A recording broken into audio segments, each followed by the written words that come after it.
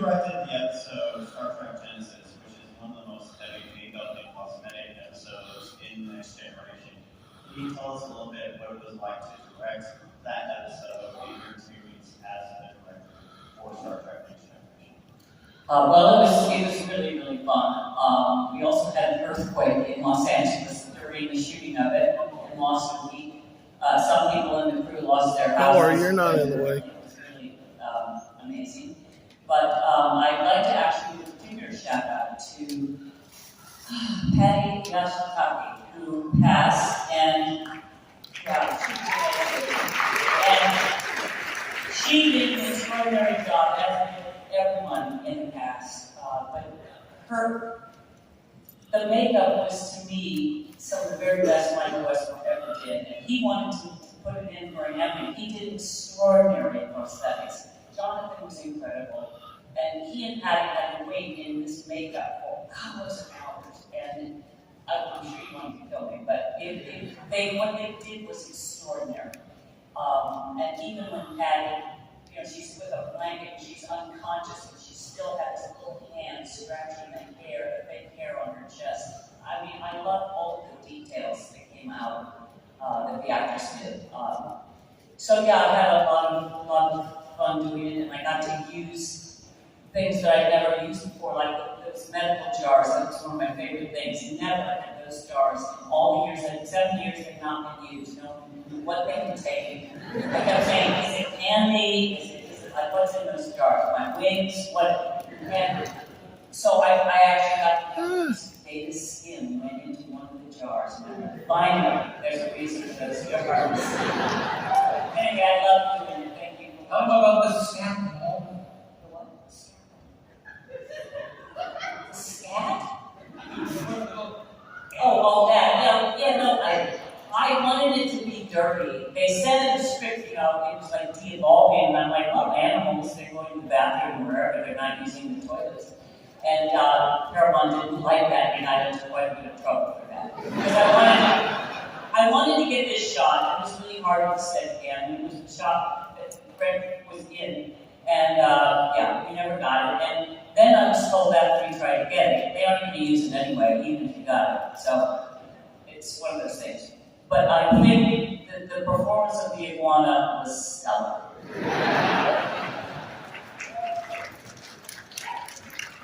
A question. So, in the order of direction, where were you with all the CGIs that were number?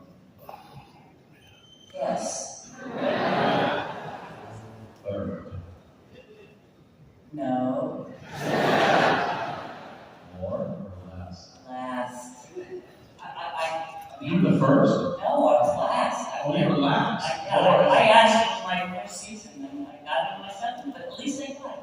Yes.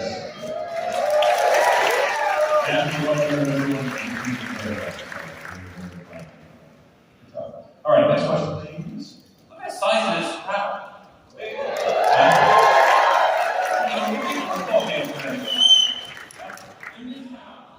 And they go to London.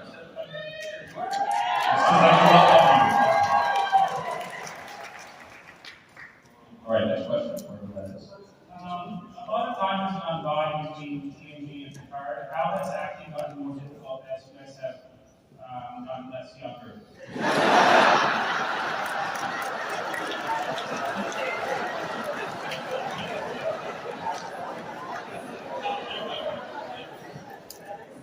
Case, you want to take that one? Wow.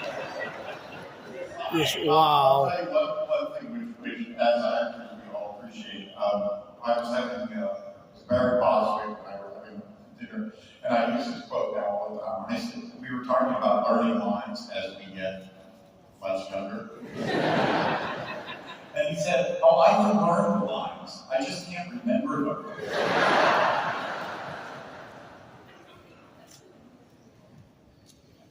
Yeah, I would like to, as a matter of fact, my dream role right now is a mute.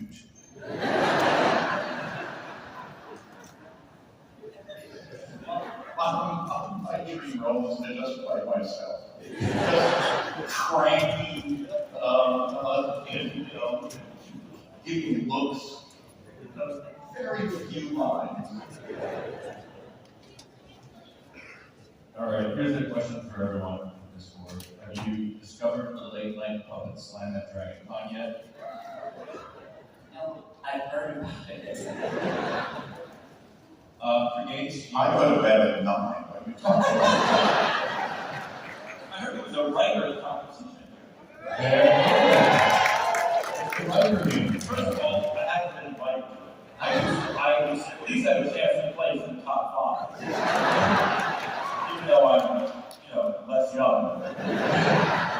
There's 3 trophies, first, second, and third place. We're hoping you can sign those for the winners. But it's wonderful. They have different activities. One of the events is how to sit in a chair. What? I don't have the forum for that. I withdraw my question. Okay, this question on Discord is for Brett Steiner, and it says, I read data was pronounced data in the visual script readings, but Patrick Stewart pronounced it data in the filming of the first episode. There's often a connection between the name and the character. What was going through your head when that happened? Did it affect your portrayal in any way? Or were you even listening? I just said the line. So I didn't think about it much. No, I'll tell you, it's a fascinating story, and will probably take a good 30 minutes or so.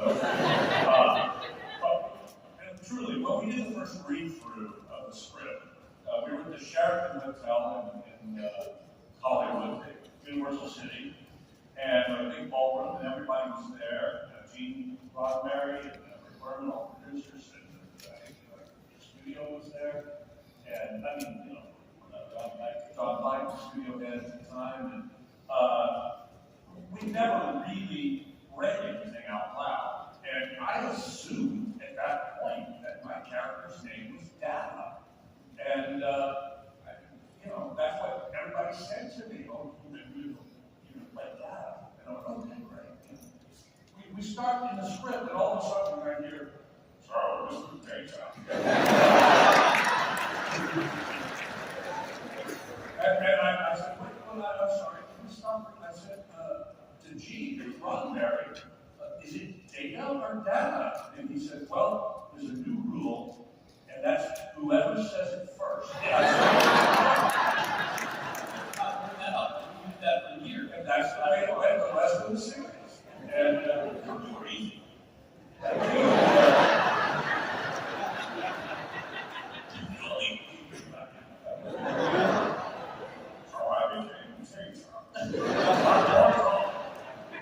This question is from Jonathan Frakes. What is Patrick Stewart really like? What will he do with this right now? Let's find out. How he's showing. Showing? Yes, sir. Do you know what I'm really like? On a certain day, yes, right. I'm very much like this. Have you heard of your friend Ian calling on the stage? Ian McCarron? Yes, our good friend. From off the stage, we full stop. Oh, that's the thing that's right. He wasn't to do that. Right, too. So, have I been on mine? Ian McCarron, you approached me. Oh, like, I think we know where they're coming. Yes. Oh.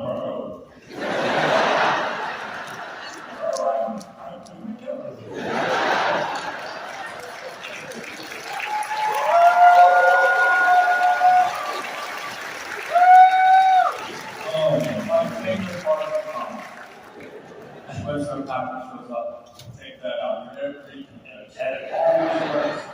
That's your name stuff.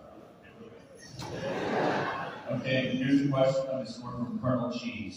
Colonel Cheese says, what is your favorite Trek and why is it Lower Decks?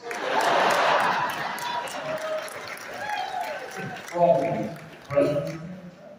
I prefer lower decks myself. Because I always thought it would come true. Mr. Stewart. I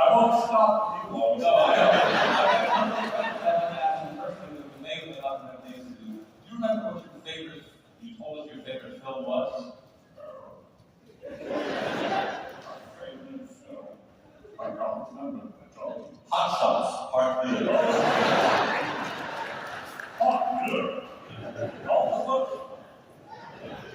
James, other than TNG, what is your favorite Trek?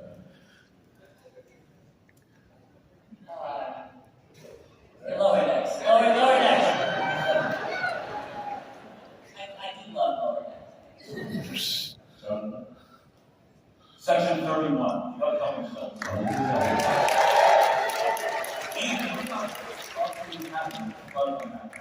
I don't know. Oh, come on! I know that Tommy's writing on it. Tommy's from Lower Decks is a writer on that one. Yes. She's also got a news. She got nothing. She's got a reality show, kind of lower decks, like. Starfleet Maiden or not? It's live. It's live. Tony is down. Tony is amazing. Holly Hunter, Paul Giamatti, Robert Picardo, Daniel Day-Lewis, Robert De Niro, right? yes. It's amazing. Christopher Walken, yes. Ed Begley. So next question. All right. I watched Next this morning. You remember that film? No, oh, he had a gambling yacht. What was his favorite Trek show? All right. Is there anything that you guys learned from Who's your the most time? famous actor we have not been on Star Trek besides Tom Hanks? And John Goodman. Who are you guys? Who is a huge Trekkie that has never been on Star Trek? Movie stars. Big actor. Big like that. Big name. Was it Tom Hanks? He's not. And then I know that. It's John Hanks. I really think John Goodman. I wouldn't be able to answer that. Stephen Colbert. Okay. I know. Stephen Colbert talked about that cable group. Yes. Yeah. All right, next question from Dr. Polonius. Is there anything you learned from your time on Next Ship that you used in your later work in acting? I don't really act anymore.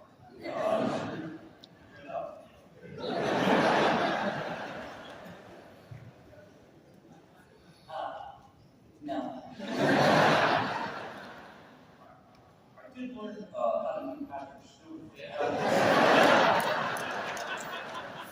Chuck, ever done that? Miss a little bit of that. You have to learn doing acting and things and stuff to your acting.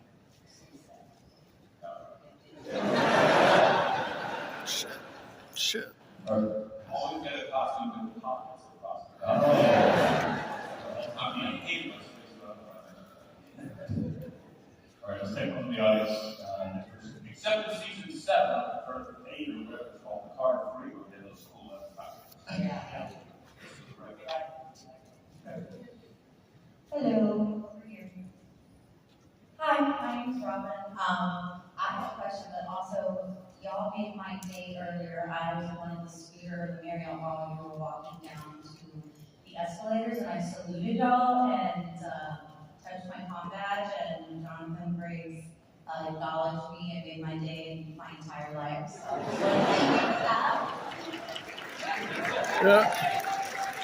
You do that for me too. You weren't looking, but I was doing it for all of you, and I didn't freak out at the time because my brain hadn't processed the fact that I just saw Data, Q, and Riker, and they were right next to me, and Riker made eye contact with me, and acknowledged my salute and nodded me. And tell me, did you wonder why Gates wasn't with them? And it concerned you so much you had to go and talk to people about it, and you were worried about it? Yeah.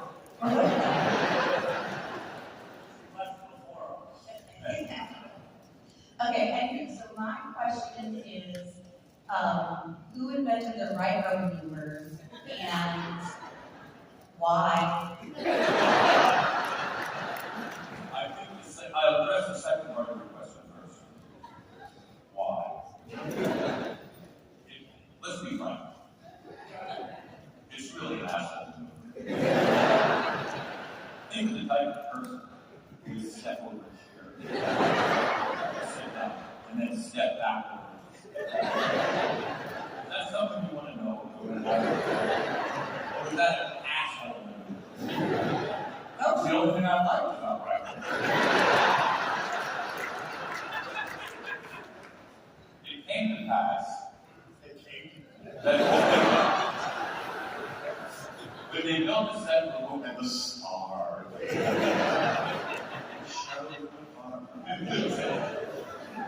early on, they built us 10 forward for the movie, and in 10 forward, the chairs had virtually no backs. So you could step in and sit down. They were like, stools with little, like a column. So it was easy. It wasn't. But then, I thought I could only live for once, so I'll try it again. Then it turned into a thing. It turned into a YouTube viral video that I see. So, very excited. Right? It's a move, and then we would, I'm sure I wouldn't do it as often as the compilation suggests. So I lived with the decision that I made, as we all do. And I think I'll do it. And I saw that it was good.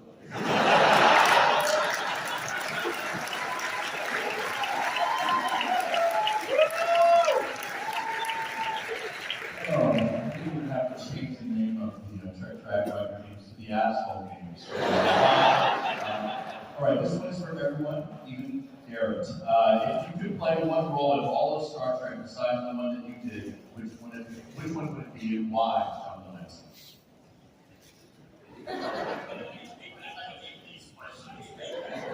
Hey, there is only one role. R. I play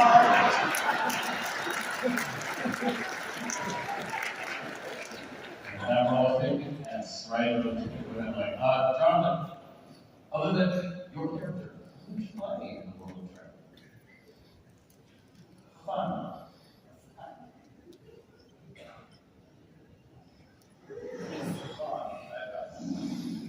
David, David,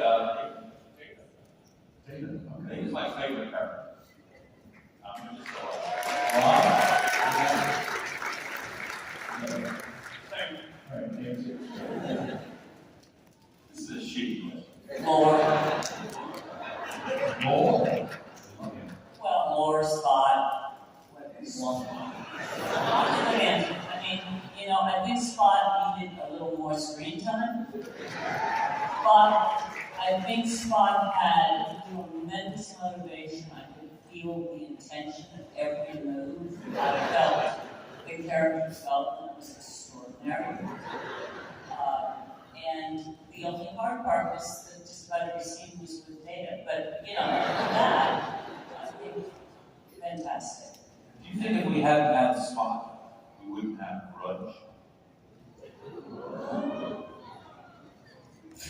I'll ponder that. Grudge is David Dodd. Oh, push us. Star Trek is tough. I gotta say this frankly, much better actor than Spot. Very good. Spot, Spot was so bad. It was his contract. By the first season, we had to put a dog in a cast.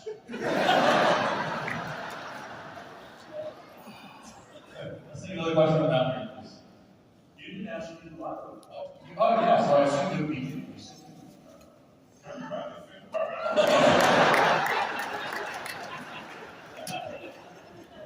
Let's go with another question. I'll play it. I have a bad review with one of my favorite data lines. I was wondering if I could get you to so I can get it there and have you read it. It's one of the most famous data lines I've done. Of course. Anyone else have any from DragonCon?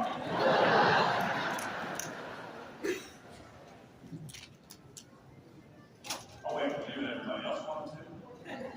Any specific one? Get out. It says, you must talk to him. Tell him he's a pretty cat.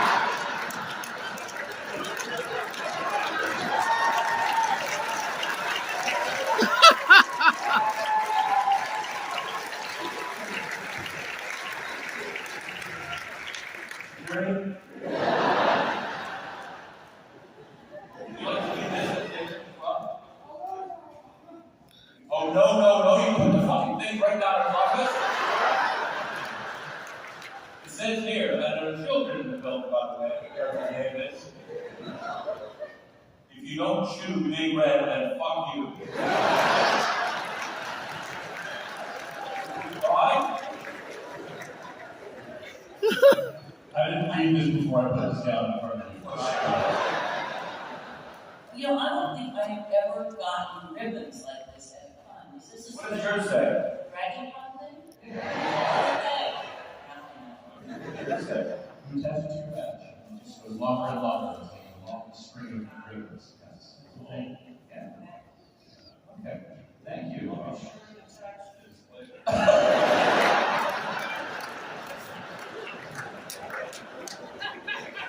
Rich just made a self-portrait. He has he's calling me Gates. He does this all the time. It's Gates. Anyway, I'm on speed it off.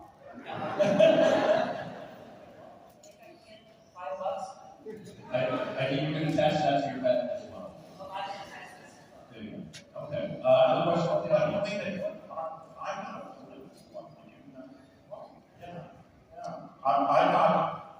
I'd vote for a lampshade before I vote for Trump.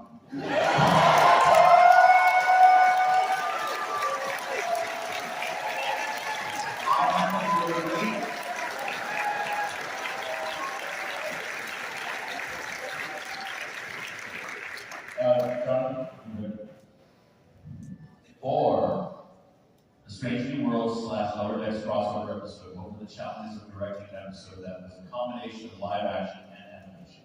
It was like herding cats. We loved it, herding cats. Unruly actors who were given permission to ad-lib, which was remote. At one point, because of this one, Jeff Wade, who were wonderful improvisers, they started to mess around with the lines with Batman and Bill Wyckoff, and I looked at them. I said, what do you think? We got a little power. It's great. It's just and it opened up Hanson to wonderful community. And Rebecca was very, very fun. And it just opened everybody up. And that became the laws changed. And I really think about the episode of this. Yeah, so there's a lot of great stuff. My favorite reading when our friend Jack Wade mounted and on saddle. Scream, right? And it's sitting on camera.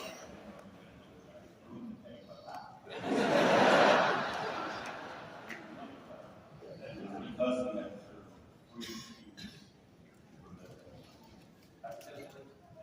through the safety skills. That's awesome. Thank you. All right. The entire panel, please confirm for us the correct pronunciation of the word spelled S-E-N-S-O-R-S.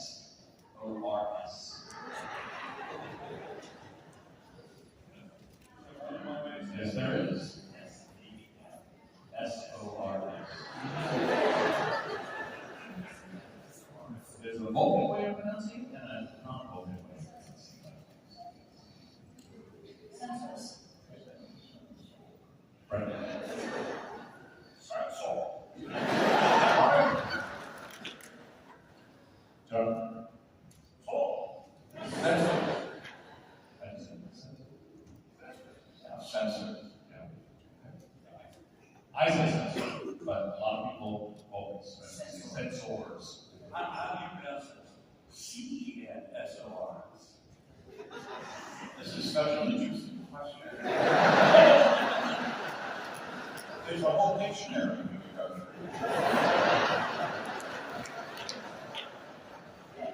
How do you pronounce M-A-D-A-M? Well, Madame. Again, this is such an interesting question. And in France, I say Madame. Madame, je suis aidée de. But Madame. I pronounce it sexual.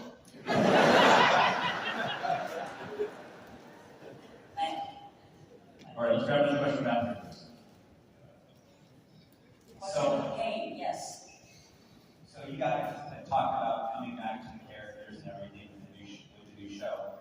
Do you ever feel a lot of ownership about that? Like something in the script and you're like, oh, so-and-so didn't do it this way, I think I do it a different way.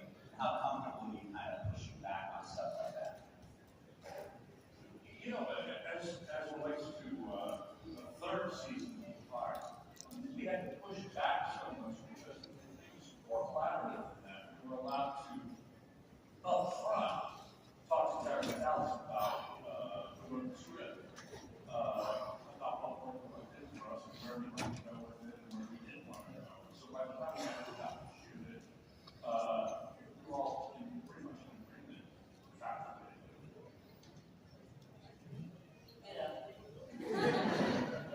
That's the truth. Yeah. Yes. Also, I think that everybody can agree that is that, you know, from an acting point of view, from an acting point of view, a big trap could be that you are trying to recreate. And I know that was a question that I had to them for season 2. I said, are we doing what I did before? Perhaps.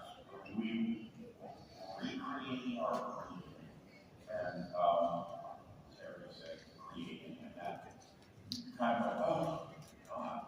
And then you can move forward with that. Because lots of time has taken place, and people are different, and on and on and on. And so you bring yourself to it as opposed to what you were doing maybe 20 years ago. So did you age Well, I thought of him as being more mature. Also, instead of being quite as self-centered, there was now a reason to be outside of himself and to be concerned about somebody else's. John Luke in a more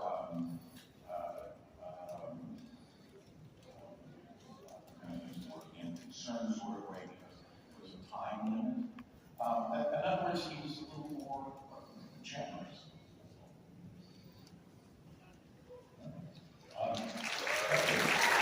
You have questions in front? You're going to get it. Okay. So we'll go back to my phone here or here. It's like, Okay, so what was the wackiest episode that you were like a part of?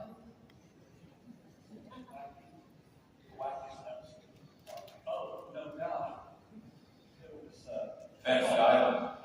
oh, you mean, anything? Or Star Trek specifically. Well, go on. Or Angel One was pretty wacky. Yes. You couldn't believe it was happening. Yeah. Yeah. And they really, as men or women, they did right there and everything changed and then I understood. Then I got it. Spock's brain for me. Yeah, I've been in everything on Q, so I get this question a lot. You know, I say, oh, what was it like to work with? And I go, I'm not that old. The wackiest at the time was when I got the script for Sun Rosa. I know.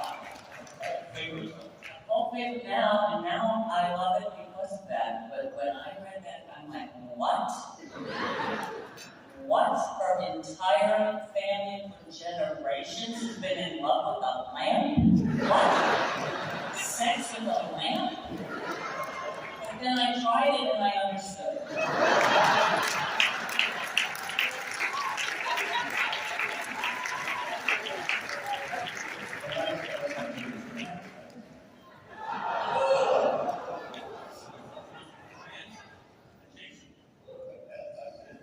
okay, this is relevant. How do you think a musical episode of TNG would have been? And how hard would Dave's dominated with her dance moves?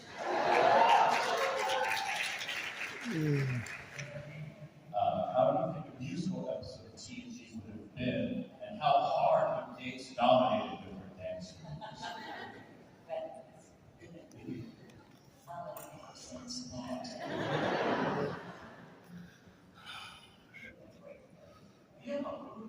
love this musical because most of us have musical backgrounds. Great voices, great voices. And, well, Patrick, yeah, well, I saw that. It was Sweeney Todd. Wow.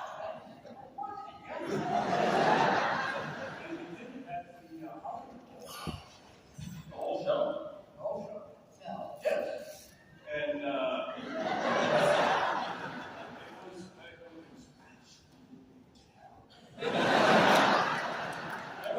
it was Sweeney Todd is sometimes very difficult stuff to sing.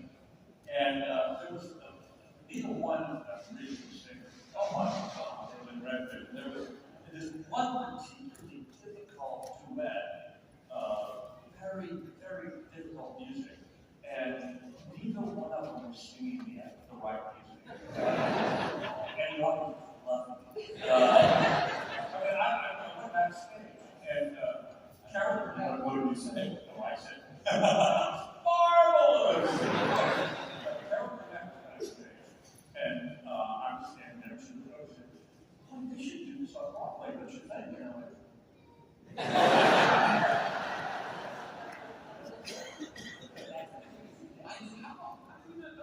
don't know.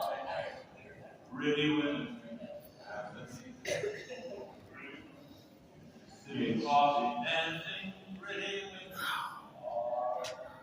Okay, this is for you. This more comment from Dr. Phillips. This is just a thank you for being an amazing female icon, inspiring girls and women. From Dr.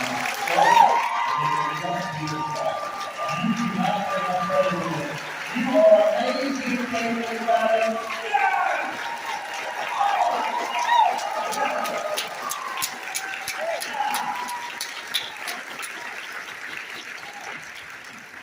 All right. They were just faking, you know that. Yeah. That's all right, I'll deal with them. John Delancey, my friend, what was your favorite episode as Q to taunt Picard?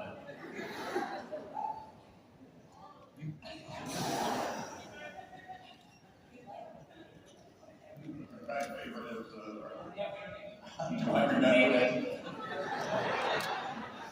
I know someone could mention I'm watching the show on television at night in the hotel room in Omaha, and there's an episode of Exploration. I don't recognize the actors. And all right, we did the sing, and one singer said, okay, before, yeah, and bar talk. And there were things that happened, I don't know anything. I've watched, I've been during that, and it's a data episode, and I had nothing. So, what's your favorite? I don't know. Oh, I know one, the episode that I think worked for everybody, and was a really good episode, was All Good Things. It was about silence. It was a very good episode. I like the episode of Picard when you guys, at your demise, supposedly, in Picard, when you two had that connection and you were saying goodbye.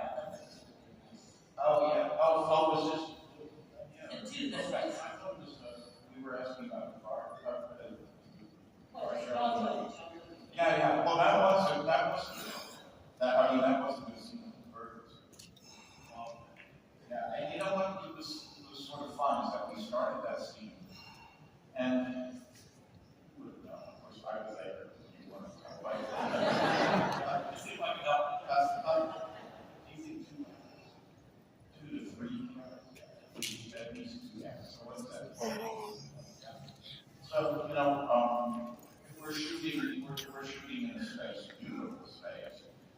It's just 2 chairs, and then here's the 4th wall, and it's all black. And there are 2 cameras, so 12 people, and then the video is over here somewhere. And when we finished, maybe about 45 minutes later, after the cameras were moving and what have you,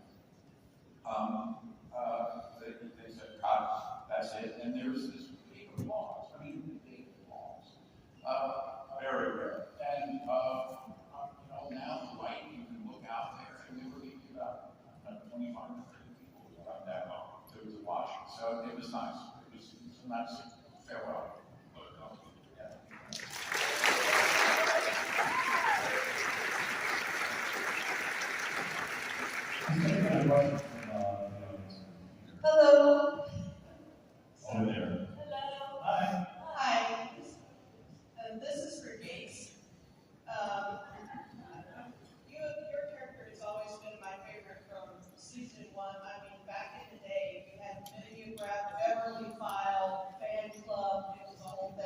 Can you just start that sentence again and say it again? No, I'm kidding. Go ahead.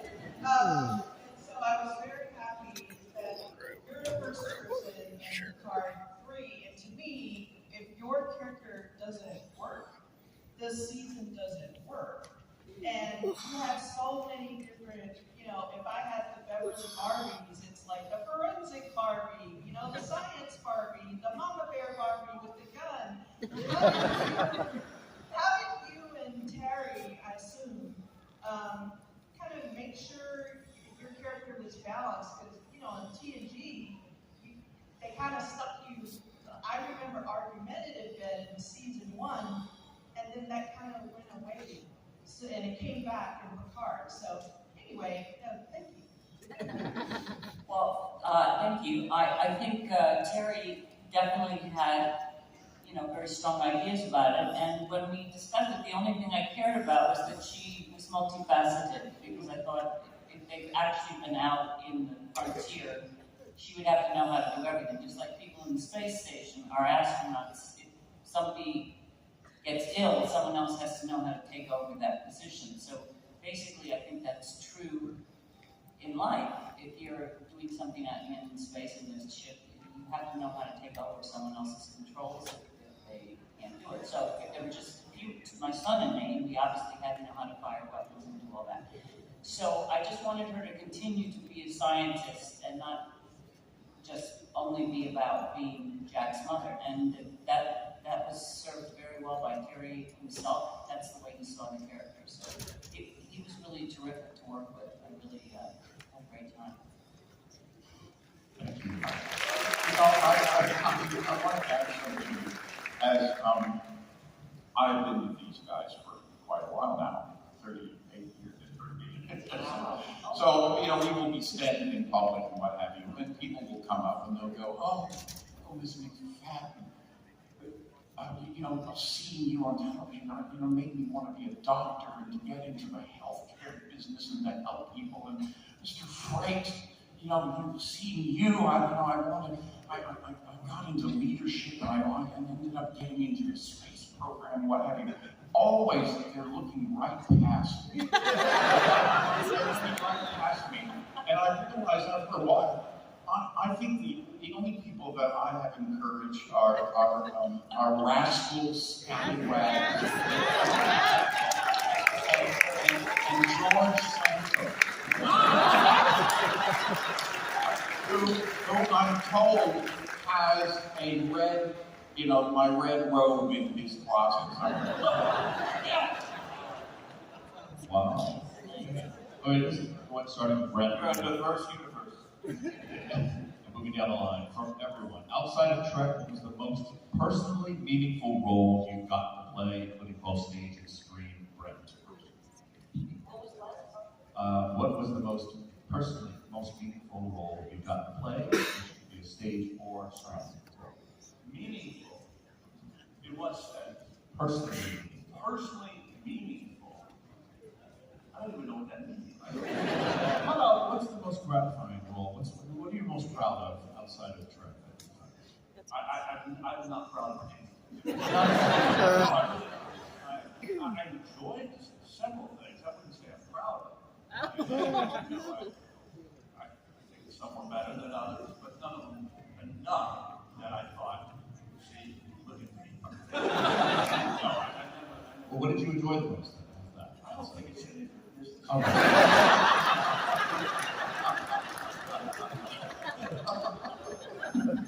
I tell you what, probably the most fun I ever had. I've done some of the worst movies ever made. I am the master of disguise. Master of disguise. Classic. Master of disguise. I don't know if you've ever seen this film, Master of Disguise, but it's classic. I think it goes like this. Citizen Kane, Schindler's List, Master of Disguise. No, wait. Citizen Kane, Master of Disguise, Schindler's List.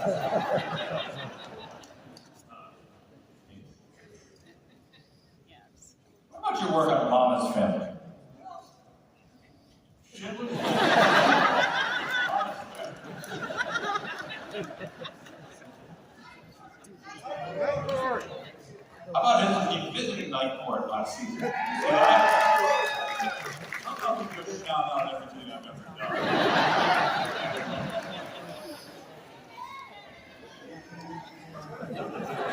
Did anyone send material, girls? Out to sea. Actually, that's the most fun I ever had. Dude, where's my car? Dude, where's my car? You know what? I'm so enjoying this part.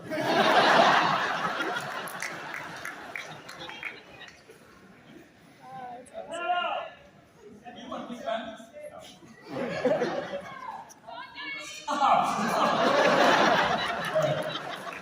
Yeah? Okay. All right, let's have another question, Brad. Hi, thanks. When am I going to see Captain Kim? It's Captain Good.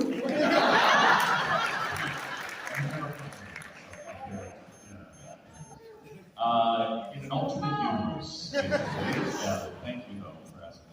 That'd be nice. Promote him right now. You must really be promoted. No. You're not still an ensign, are you? I am. Dude, I feel your pain. 35 years before I got promoted. 35 years. Let's just vote right now. How many are voting him right now? All 4 pips. But according to what Jonathan said, 35 years of promotion. Next year's Voyager's 30th anniversary, so I got 5 more years. Oh, yeah, from these guys. Yes, thank you. I appreciate it. How do you pronounce this name? Never became straight. M-A-T-A-L-A-S. Say it again. M-A-T-A-L-A-S.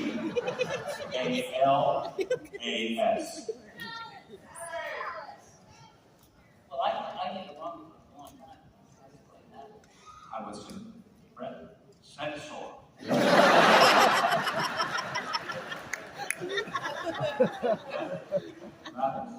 Metalis. No, he's a great Metalis. He's a great man. We have, even though he's not here with us this weekend, He's busy. we're very grateful to Terry Metalis. Yeah. Very nice. All right. Have another question from down here. Hi. First off, I just want to thank you all for being here and for being a stable point in an unstable world.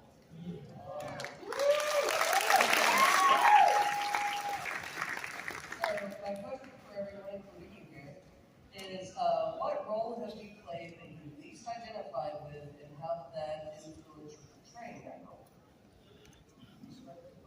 What you least identified with, what was the second one?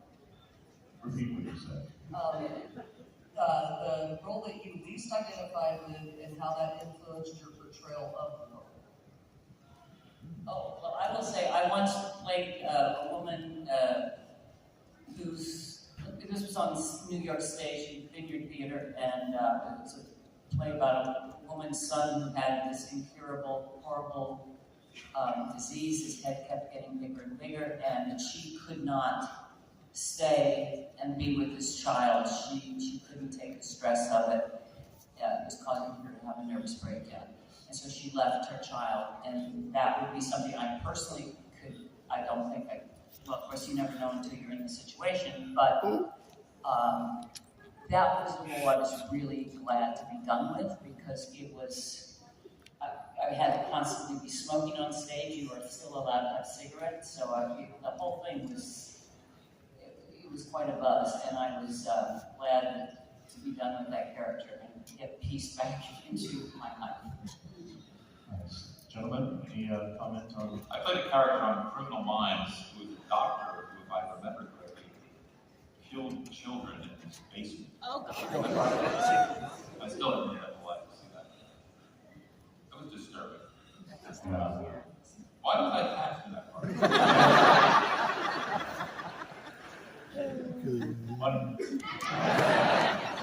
Someone I didn't really identify with him before because he wasn't a genius.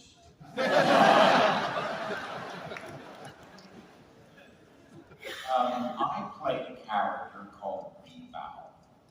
And B-Bow was the, ran the ghetto of Lodz during World War II.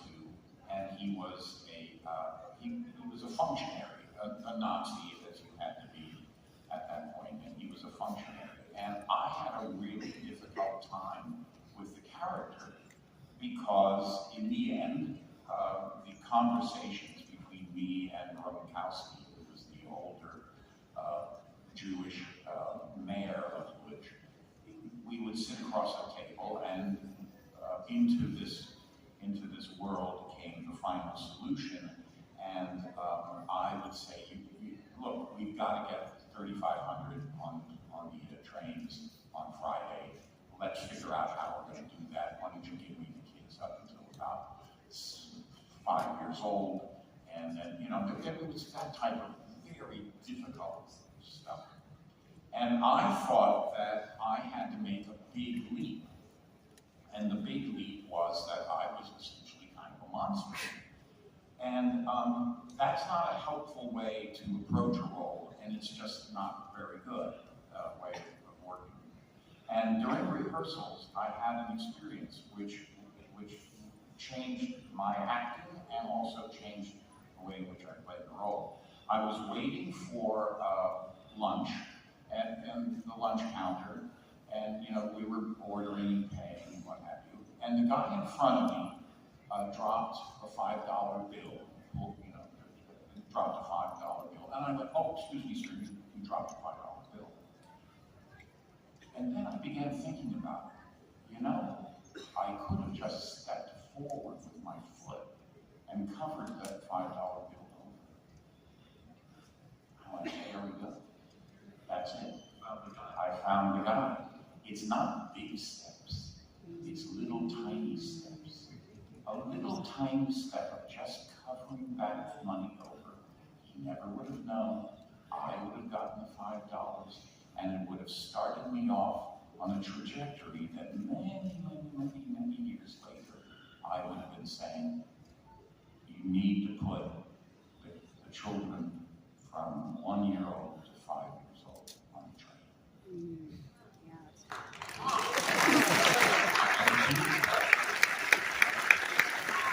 All right, I'll give you $5 back. I'll give it to you.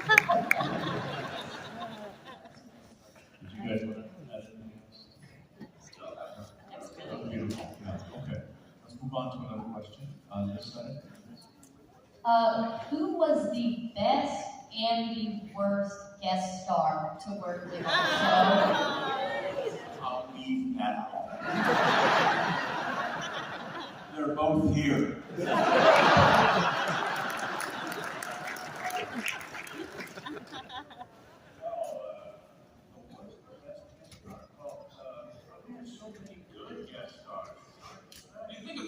I don't think he was a guest star. I think he was a member of the... I think he was a guest star. I don't know if he can work out, but he's an actor, wonderful actor. Yeah. But terrifying also. What was his name? Lawrence Tierney. Yeah. Lawrence Tierney, who was a star of sorts of B movies in the 40s. He famously played Dillinger in a movie. He's in Reservoir Dogs. He's one of the fellas. The older guy. And when he arrived at Paramount Pictures for the first day of shooting, you go up to the guard gate, you show them your ID or whatever, they look at you and they say, yes, we got you, you can go in. He arrived at the guard gate, there's a,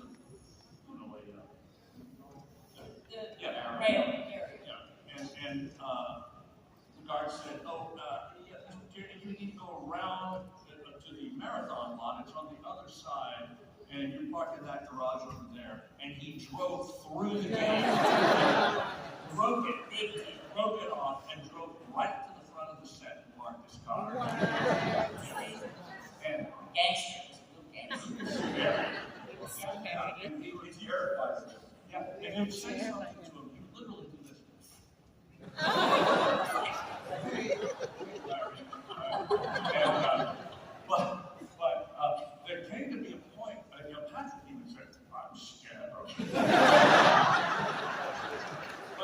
came a point in shooting where they asked for quiet on the set, and Larry Tierney was, and I love Larry Tierney, he's a great actor, but he kept talking, and finally Patrick went, "They said quiet!" and we went, okay, Stuart, okay. And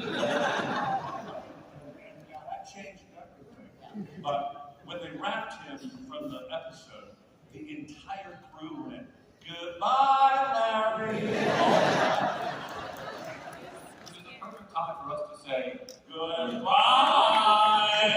All right, I'm going to go.